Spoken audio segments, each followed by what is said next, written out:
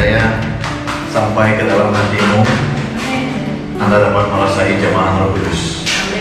Haleluya. Itu juga yang secara online, jika Anda ikut berdoa, Anda juga pasti merasai kuasanya bekerja dalam hidup Anda. Jadi mari kita buka Injil Yakobus ya, Injil Yakobus. Sungguh pun perkongsian waktu siji tidaklah manja seperti khotbah, tetapi tetap maknanya besar dalam pimpinan Roh Kudus. Amin. Kita tidak rugi apabila kita mendengar firman Tuhan dengan kesungguhan dan ketekunan untuk datang ke gereja, untuk menyertai ibadah dan sebagainya. Karena ini semua kita lakukan bukan dengan kuasa kita, kuasa Tuhan yang menyertai. Amin. Ya, Yakobus 5 ayat 16. Ya, Yakobus 5 ayat 16. Ulang apa yang saya baca. Karena itu hendaklah kamu saling mengaku dosamu dan saling mendoakan supaya kamu sembuh. Doa orang yang benar bila dengan yakin didoakan sangat besar kuasanya. Kata amin. Ya, jadi di sini kita lihat firman ini tertulis, hendaklah kamu saling mengaku dosamu dan saling mendoakan supaya kamu sembuh. Haleluya, puji Tuhan. Jadi kenapa kita perlu mengaku dan berdoa? Kalau kita lihat dalam Injil ataupun surat Yohanes ya, 1 Yohanes 1 ayat 9 itu dikatakan kalau kita mengaku dosa kita, Tuhan akan dengan sukacita ataupun murah hati akan mengampuni dosa kita dan menyucikan kita. Kata amin. So it's dengan maksud bahwa kalau kita hidup di dunia ini, di dunia yang gelap ini, dan seorang itu tidak akan lari dari dosa, tetapi yang baiknya adalah bila kita mengaku dosa kita, Tuhan boleh membuatkan kita ibarat gelas yang airnya hitam, gelap seperti air padi yang gelap itu di dalam gelas. Tapi dengan kuasa Tuhan, air yang gelap itu menjadi jernih. Paham pertama? Sains tak dapat menjelaskan, cuma iman saja dapat menjelaskan. Haleluya, puji Tuhan. So, apa yang terjadi? Mesti ada sesuatu terjadi, yaitu proses pemurnian itu. Dari gelap kepada jernih itu ada proses yang terjadi. Dan proses itulah yang terjadi di dalam hidup kita. Bermaksud we will experience, kita akan mengalami satu kuasa Tuhan dalam kehidupan kita untuk dimurnikan. Oleh itu Tuhan sangat menginginkan kita datang kepada Dia dengan pertobatan untuk dimurnikan. Amin. Karena proses pemurnian itu kita perlu. Proses pemurnian itu kita perlu karena proses itu adalah proses untuk membentuk kita dan masa depan kita. Haleluya, puji Tuhan. Jadi kita akan diubah, kita akan dibentuk, kita akan melalui proses transformasi. Amin, haleluya. Jadi bila kita mengaku dosa, kita akan ditransformasi dari gelap kepada terang. Oke? Dosa kepada murni di hadapan Tuhan. Dan kita digalakkan mendoakan. Kenapa perlu berdoa? Karena simpel saja. Doa adalah komunikasi kita dengan Tuhan. Dengan berdoa merapatkan hubungan kita dengan Tuhan. Oke? Dan berdoa juga membuatkan kita mendekat Tuhan untuk apa? Untuk mengetahui rancangan Tuhan dalam hidup kita. Amin. Ya, orang yang bijaksana adalah menurut Alkitab orang yang melakukan kehendak Tuhan. Kehendak Tuhan di tempat kerja, kehendak Tuhan di dalam keluargamu, kehendak Tuhan dalam hidupmu, kehendak Tuhan dalam keuanganmu, kehendak Tuhan dalam kesehatanmu. Bila kita dapat tahu kehendak Tuhan dalam segala hal dalam hidup kita, orang itu bijaksana. Jadi kita mau kehendak Tuhan itu terjadi, tak ada cara lain. Kita harus diubah dan berdoa. Amin. Praise the Lord. Dan barulah dia kata di sini, Yakobus 5 tadi ayat 16. Mengaku dosamu dan saling mendoakan supaya kamu sembuh. Kata amin. Ya, sembuh ini adalah satu perkara yang harus dijelaskan dengan lebih detail. Sebab kebanyakan orang Kristen melihat kesembuhan adalah perkara yang very simple explanation. Kalau orang itu cancer, jumpa dokter, dokter kata cancer sembuh. Jadi itu healing, itu kesembuhan. Dan ada orang sembuh disakit balik. Tapi sembuh yang dimaksudkan oleh Alkitab, kalau kita jelaskan satu ayat kalau kita baca, kita coba jelaskan dengan pengetahuan, kau mungkin pikir orang yang sakit sembuh bila dia minta pengampunan dosa, dia berdoa, dia sembuh. Banyak orang sakit, mereka berdoa minta ampun dosa, tak juga sembuh. Percaya tidak? Ya. So that's why kita kena paham konteks sebenarnya di dalam Alkitab. Apa itu kesembuhan? Jadi ayat ini menerangkan kesembuhan itu macam mana. Kesembuhan itu adalah kalau kita mau menjelaskan tentang satu firman Tuhan. That's why kita digalakkan baca Alkitab dari Kejadian sampai Wahyu. Maka kita dapat menjelaskan lebih baik satu firman Tuhan. Oke? So tanamkan minatmu baca Alkitab untuk memahami konteks yang sebenar. Jadi ternyata kesembuhan yang Tuhan mau bukan hanya orang itu cancer sembuh lepas itu habis. Kesembuhan yang Tuhan mau adalah satu transformasi hidupmu dengan pengetahuan akan Tuhan, dan selepas itu doamu yang tidak putus. Ada orang sembuh dia berhenti berdoa. Ada orang lihat mujizat dan terjadi Tuhan, dia berhenti di situ saja. Jadi kesembuhan adalah bila orang itu dari kegelapan, rohnya diambil Tuhan diletakkan di tempat yang murni, di jalan yang benar, dan dia terus berjalan bersama Tuhan. Satu proses yang tidak di jalan yang mati, tapi terus berjalan. Tahu tidak? Pernah tengok saya pakai baju walking in the Lord? Ada yang kata stop. Kita walking in the light, walking in the Lord, walking in spirit. Betul tidak? Nah, dia tidak kata, oh you here, stop there, don't go. Paham? So, proses kesembuhan adalah proses ongoing proses, supaya semakin kita diubah, kita semakin dekat dengan Tuhan. Kenapa kita perlu dekat dengan Tuhan? Sebab tiga perkara ini saya lihat. Satu, kehidupan ada di dalam Tuhan. Yang kedua, keselamatan. Jalan keselamatan ada di dalam Tuhan. Yang ketiga, the joy of the Lord. Semua orang hidup di dunia ini mau bahagia, mau sukacita, dan semua itu ada dalam Tuhan. Tipulah kalau orang itu tidak mau bahagia, itu ruginya sendiri, tidak mau cari bahagia. Bahagia ada di dalam Tuhan. Amin.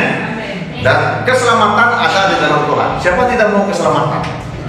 Semua orang mau selamat di dunia ini. Semua orang mau ke surga. Ya, betul tidak? Nah, dan satu lagi kehidupan. Semua orang mau hidup baik di dunia, betul tidak? Mau hidup yang diberkati, mau hidup yang sehat, mau hidup yang senang, betul tidak? Yes. Tapi semua ini ada dalam siapa? Dalam Tuhan. Ada dalam dunia? Tidak ada. Tapi masalahnya adalah, oke, kamu kaitkan ini. Ini Roh Kudus begitu saya. Masalahnya adalah, saya bagi kamu contoh. Kalau orang lombong emas di tempat yang ada emas, betul tidak? Nah, kalau kau gali emas di belakang rumah kamu, tempat ada emas, kamu jumpa emas ketika? Tak ada kan? Silap-silap gali lubang lantas. Paham tidak? Nah, sekarang ini dunia coba cari kebahagiaan di dunia ini. Kalau boleh dia mau suami yang handsome, istri yang cantik, semua itu dia mau cari. Kalau boleh dia mau cari yang kaya, sebab mau cari bahagia, betul tidak? Tak ada. Dunia tidak ada bahagia. Dan kau cobalah cari kebahagiaan bersungguh-sungguh di dunia ini. Tidak ada. Kebahagiaan hanya ada dalam Tuhan. Amin. Ya, emas ada di tempat toko emas, bukan di belakang rumah suka-suka. Paham tidak? Nah, banyak orang mau cari hidup yang baik di dunia ini. Dia coba buat itu, coba buat ini, coba buat itu, coba buat ini, macam-macam benda dia coba supaya hidupnya baik. Pernah rasa seperti itu? Pernah kan? Saya yakin. Pernah ini, pernah kerja sudah ada, mau coba insurans, mau coba MLM, mau coba ini, mau coba ini. That's right. Banyak yang Cosway, Mosway, MLM, semua ada. Oke? Semua itu tidak salah sebenarnya, tapi you have to lihat priority kamu dulu. Oke? Kalau kamu buat itu sampai kamu lupa Tuhan, dan salah lah. Kalau kamu buat itu, kamu boleh ada waktu dengan Tuhan, dan Tuhan boleh benarkan. Oke? Tapi yang saya tahu banyak yang buat itu akan tinggalkan gereja sebab terlalu busy. Oke? Malam kita pray meeting macam ini tak dapat datang sebab banyak meetingnya di luar. Oke? So kalau saya lihat ayat ini, what are you looking for in this life? Kamu mau cari kehidupan yang baik, berusahalah di dunia ini, kamu takkan dapat. Dia tidak senang-senang, sebab kalau kamu berusaha di dalam Tuhan, Tuhan akan pimpin kau dapat kehidupan yang baik. Paham namanya? Ya, kita mungkin lihat orang yang berharta itu baik hidupnya, tapi cobalah kalau Anda sebagai evangelis apa semua, bila mereka jemput, mereka tak akan malu-malu begitu masalah mereka. Tolong doakan pastor, kalau boleh kau bunuh diri di luar kereta biar terbeli Mercedes berbaris. Bagus lagi saya tengok jemaat yang glory datang gereja yang di potangan. Ada yang masalah kereta tengah jalan datang gereja pun masih boleh senyum. Ya, bagus lagi saya lihat hidup orang yang damai di dalam Tuhan. Amin. Jadi apa yang kita mau cari semua ada dalam Tuhan. Saya lihat contoh anak saya yang perempuan yang tua sedikit. Dia lihat adik dia sebelum cuti sekolah naik stage, satu kelas 2 orang saya dapat hadiah. Jadi adik dia naik dapat bag sekolah, dapat instrumen baru. Dia turun dari stage, kakak dia bawa tak nampak. Dan cerita dalam kereta, tanya kakak dia, ada nampak? Macam tak puas hati. Oke, jadi saya tahu dia juga mau naik stage, tapi tidak ada peluang. So, hanya ada dalam Tuhan kebahagiaan, betul tidak? Bukan di naik stage itu, dalam Tuhan. Jadi datang dalam Tuhan, mau jadi muda baik, lalu exam. Sebelum exam saya lihat dia ada kurangkan game dia, adik dia kalau suruh belajar, bening, mau tidur. Dia belajar. Saya tengok kesungguhan ada. Lalu saya dengan mak dia keluar hari itu lepas dari sekolah, kita pergi beli jam untuk dia. Jam merah itu dia minta dari tahun 3, 2 tahun baru beli. Oke, so semalam balik sekolah senyum saja. Sebab apa? Sebab naik stage terima trofi. Subject science. Oke, and then dapat sijil. Ya, so you see, kalau dia tidak mau jadi budak baik, kan? Maksudnya budak-budak ini kan, kalau kita sebut budak baik ini dalam Tuhan lah, kan? Dia mau berdoa, mau belajar, ya. Jadi Tuhan pasti tunjukkan jalan. Amin. Ya, praise the Lord. So Mereka ini sudah habis utang, satu sudah naik, satu pun sudah naik stage. Jadi global ya, apa usaha mereka, tapi kita terus doakan, ya. So, even semua anak-anak Sunday School, kita doakan agar Tuhan terus pimpin mereka. Mereka pemimpin masa depan, mereka bukan calon-calon orang, ya. Saya pergi supermarket dengan istri saya hari ini pun istri saya tetap cerita silibus Sunday School dia, karena anak-anak Sunday School sampai beli barang dengan saya. Ternyata dia sudah ada sifat keibuan untuk semua anak Sunday School di sini. Jadi dia cepat rindu dengan anak-anak Sunday School. Oke, so haleluya, puji Tuhan, praise the Lord. So, and then kita lihat tadi konsepnya. Kalau kita mau hidup baik ada dalam Tuhan, jangan cari di dunia tidak ada. So, satu case tadi saya baca di internet berita hari ini. Di Kota Kinabalu, ya, ada budak umur 10 tahun ditangkap karena mencuri. Saya tengok tajuk itu kasihan, saya tengok budak 10 tahun kena tangkap mencuri. Jadi saya tengok kasihan juga 10 tahun. Bila saya baca habis berita itu tanda kasihan. Sebab apa? Sebab ada 3 orang dewasa ikut dia. Jadi mereka mungkin berempat atau berlima. Mereka pergi mencuri dan didapati orang yang ikut dia mencuri itu sudah kena tangkap, case pecah kereta. And then mereka ini geng, mereka ini satu geng, mereka merompak wanita pelancong China dekat Bay.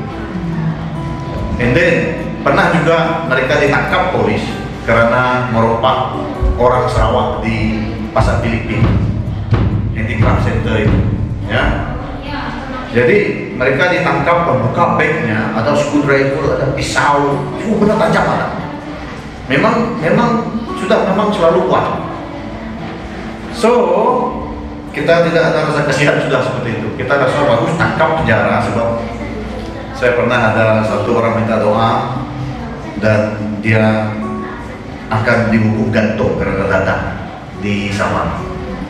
Waktu dia di penjara di KK itu, dengan berusaha macam-macam, dengan doa, dan dia puji Tuhan ada pastor di sana datang ke penjara untuk berdoa bagi mereka.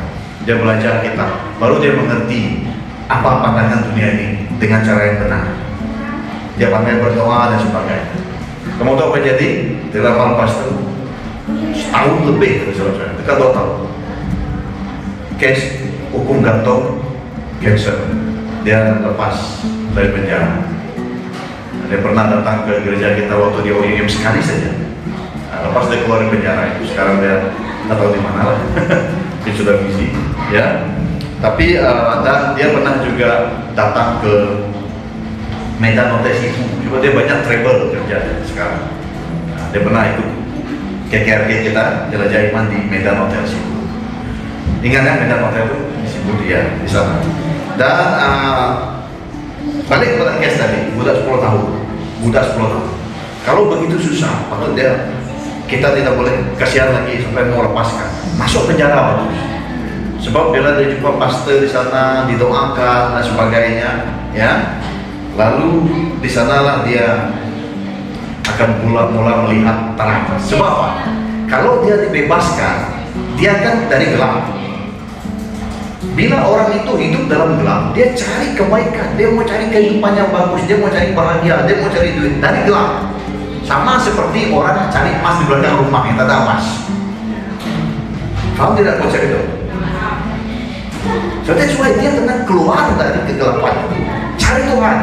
Dari Tuhan dia akan mulai melihat terang, dan semakin terang itulah kesembuhan yang kita alami sekarang. Semua kita alami kesembuhan itu, betul tidak? Ya, so, jangan pertikaikan lagi kenapa saya sudah ikut demam, sudah ikut Tuhan masih demam, masih ada ingus. Nah itu lain cerita. Lihat hidupmu gelap kau ikut Tuhan, Anda semakin kenal Tuhan, Anda semakin menjauhi yang gelap. Sebab apa? Sebab kita ini seperti sudah masuk ke lumbung emas yang banyak emas, bukan di belakang rumah lagi. Paham tidak? Oke, jangan cari benda yang sia-sia. Di dunia ini kau sudah alami berapa tahun sudah kau spend waktu sebelum kau kenal Tuhan. untuk berusaha hidup bahagia, untuk berusaha menghiburkan dirimu, untuk berusaha lepaskan dirimu dari stres. Akhirnya apa jadi? Merosakkan diri lagi ada, belanja lebih banyak duit lagi ada, jadi boros lagi ada. So, bila kita sudah ikut Tuhan, baru kita tahu, oh, kenapa saya macam itu dulu. Faham tidak? Now we move forward, supaya kita dapat lihat lebih lagi. Kenapa macam itu? Kenapa macam itu? Nah, we move forward. Amin. Praise the Lord. Jadi di dunia ini kita, kalau kita tahu di dunia ini, Tuhan sendiri berkata, kalau tak harapan kepada dunia, kau akan apa? Letak harapan pada Dia. Oke? Ya. Jadi ada yang terakhir saya mau beritahu news yang saya baca juga tadi, secara online lah, ya. Ada budak orang Malaysia 15 tahun, budak Cina. Dia bawa mak dia ke shopping mall sampai ke Singapura. Dia pergi edar flyers, siapa mau terima hati kepada dia, sebab dia level hepatitis yang sudah tahap akhir. Kalau ada orang mau terima hati, mungkin dia boleh extend kehidupan dia. Jadi dia cari, mak dia kata dalam banyak flyers yang dia hantar ada satu orang yang bold. Tapi orang itu pun tidak mau terima, orang itu cuma rasa kasihan saja. Oke. Dia sebenarnya tahun 2017, maknya sendiri terima liver kepada anaknya ini, jadi anaknya boleh hidup sampai 2022 kena diagnose balik. Oke. So bagi saya, kalau dia sudah terima tahun 2017 sampai tahun 2022 itu, bila dah diagnose balik, you have to prepare. Kalau orang percaya, sebab grace period sudah beri, dan itu waktu kita prepare, kita sedia untuk kembali kepada Tuhan. Ya, jadi their parents harus mulai mendidik dia supaya tenang, jangan bagi dia takut, sehingga dia mau buat macam-macam untuk dapat bantuan orang. Kok di dunia ini siapa yang boleh kalah? Kalau kau harap orang terima hati kepada dia, orang itu pun kalau dia ada family, macam mana family dia? So, kita pikul salib kita di dalam Tuhan. Paham tidak? Tapi oke lah kalau dia sudah berusaha, dan kalau tidak ada juga orang, cari Tuhan. Amin. Nah, Tuhan boleh buat perkara yang dia mau. Dan Tuhan juga ada rencana dalam hidup dia. Kalau dia kembali kepada rencana Tuhan, dan Tuhan lihat rencana yang telah ditanam di dalam dia sebelum dia lahir, kalau dia mau lakukan rencana itu, Tuhan boleh extend lain. Paham tidak? Dia semua dalam healing. Kalau orang itu sakit, kita tanya dia, mau nggak cari Tuhan selepas ini? Supaya dia lakukan kehendak Tuhan. Kalau dia tak mau lakukan, it's okay, Tuhan mau tobat sudah. Kalau dia besok lusa dia meninggal, dia kembali kepada Tuhan, sudah, sebab dia tak mau lakukan rencana Tuhan. Amin. Ya, jadi bila kita kembali kepada Tuhan, itulah Tuhan kata, umur kita dia yang jaga, asalkan rancangan dia terjadi. Amin. Dan kita akan balik dengan dia dengan upah yang sudah tersedia. Haleluya, puji Tuhan. Praise the Lord. So, memang dunia melihat seperti orang itu kalau dia meninggal, orang itu sudah mati. It's not. Dalam roh jauh lagi perjalanan ini. Dalam roh jauh lagi perjalanan. Infinity kita orang, tidak pernah tamat dalam roh. Tapi kita kena berakhir jalan yang benar. Amin. Praise the Lord. So, kalau dunia berusaha melihat di dunia ini orang mau berusaha gila duit, tamak, nafsu dan sebagainya, semua itu untuk mendapat life yang baik. Mereka memikirkan kalau mereka ada kuasa di dunia, mereka boleh selamat. Mereka pikirkan kebahagiaan atau hiburan, menghiburkan diri masing-masing. Jadi semua benda ini dicari orang di dunia menyebabkan banyaknya dosa. So, jangan cari di dunia, cari di dalam Tuhan. Karena jangan gali emas di belakang rumahmu, silap nanti gali lubang tanah. Gali di tempat yang ada emas. Amin. Maka kau akan dapat emas. Haleluya, puji Tuhan. Nah, sama juga kalau mau beli emas, beli dekat kedai emas. Paham tidak? Kau paksa orang di kampung yang tak jual emas, beli emas dengan dia, tidak guna. Masih juga dia mau pergi kedai emas. Paham tidak? Nah, jadi di mana sumbernya itu kita pergi. Sumber kehidupan yang baik, sumber keselamatan, sumber kebahagiaan ada dalam Yesus. Amin. Jadi marilah kita semua bersatu hati mendorong, mendoakan. Kalau ada buat kawan tertulis minta maaf. Oke? Nah, kalau pastor address buat kamu tertulis, kami minta maaf. Walaupun kami tak tahu kamu tertulis kan tidak. Ada yang teriris mungkin. Tapi saya percaya anda yang mantap ini is okay. Teguran-teguran dalam firman Tuhan is okay. Nah, itu betul kita. Itu tandanya anda sudah matang. Ya, jangan ingat yang lepas. Kamu harus move forward. Sebab tak ada masa jadi istri lo. Move forward. Perjalanan hidup ini kita lalui bersama dalam rangkaian doa bersama. Ya, bawa keluargamu supaya masuk dalam our network prayer. Oke, anak-anakmu bawa ke gereja supaya kita boleh masuk ke dalam kita punya network prayer. Nah, kita ada network prayer sebenarnya. Alright, selain tim BFC, dari saya dan Idris juga kita create network prayer in spirit. Ada sesuatu terjadi dalam roh. Oke, jadi bawalah orang yang anda rasa memerlukan datang ke gereja. Karena bila kita sering mendoakan dia, pasti ada sesuatu terjadi. Amin. Nah, seperti mana kita semua pernah alami. Praise the Lord. Ya. Praise the Lord. Haleluya. Puji Tuhan.